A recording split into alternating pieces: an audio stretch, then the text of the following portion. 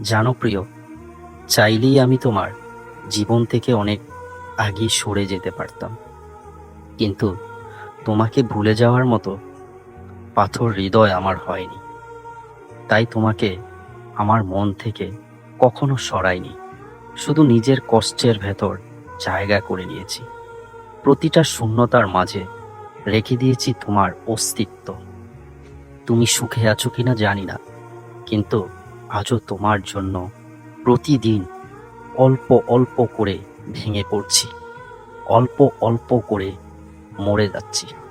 ভাগ্য আমাকে তোমার কাছ থেকে দূরে নিয়ে গেছে ঠিকই, কিন্তু তোমাকে আমার ভেতর থেকে মুছে ফেলতে পারিনি। তুমি আমার গল্পের শেষ নও, তুমি সেই অধ্যায় যা অসম্পূর্ণ থেকেও শেষ হয় না। তুমি আমার বুকের ভেতরের অপূর্ণতা, তাই সে স্বপ্ন ভেঙে যাওয়ার পরও যাকে ভুলে থাকা যায় না।